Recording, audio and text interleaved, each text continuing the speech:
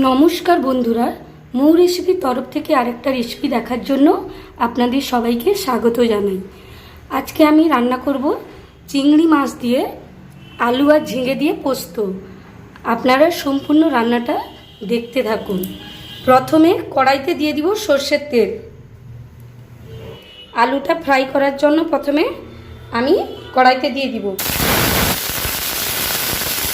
আলুতে দিয়ে দিব লবণ, হলুদ। আলুটাকে প্রথমে ফ্রাই করে নেব।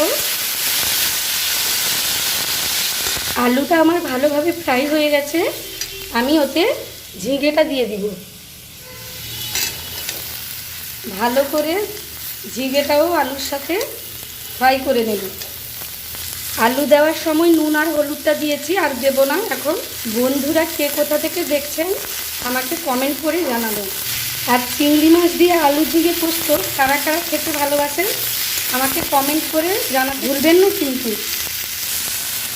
আমরা হচ্ছি হাউসওয়াইফ, রান্না করে আপনাদের কাছে পৌঁছাচ্ছি, তাই আপনাদের সাপোর্ট একান্তভাবে কাম্য করি। এরপর চিংড়ি মাছটাকে ফ্রাই করে আনব। তার জন্য কড়াইতে সর্ষের তেল দিয়ে দিব। চিংড়ি মাছটা দিয়ে দিব।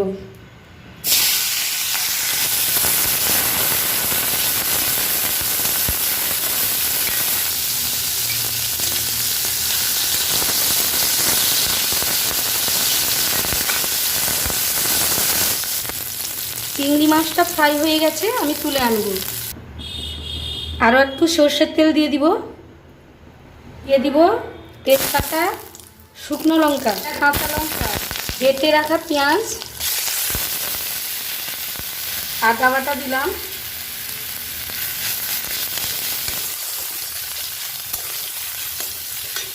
গ্রেট করে রাখা টমেটো,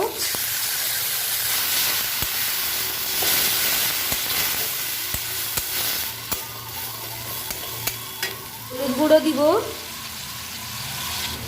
জিরে গুঁড়ো, ধনে গুঁড়ো, লঙ্কা গুঁড়ো,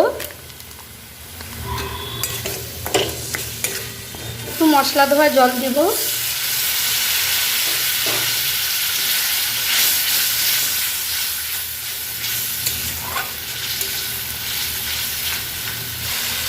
একটু মিষ্টি অ্যাড করব।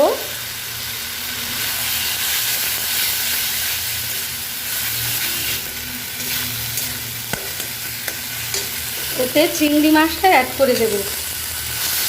ভালো করে নেড়ে নেব চিংড়ি মাছটাকে। পর এতে করা ভিজে আলুটা দিয়ে দিলাম। ভালো করে কষিয়ে নিব। আরও একটু নুন অ্যাড করব। আমার কষানো হয়ে গেছে, জল অ্যাড করে দেব। সামান্য জল দেব। 5 মিনিটের মতো তরকারিটাকে রান্না করব।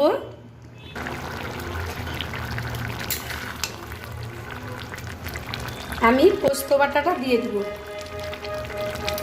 পোস্ত বাটাটা দিয়ে ভালো করে মিশিয়ে নেব।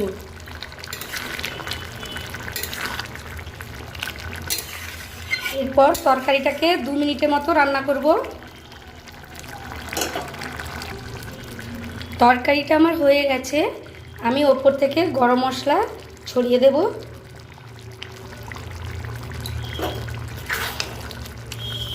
তরকারিটাকে নামিয়ে নেব।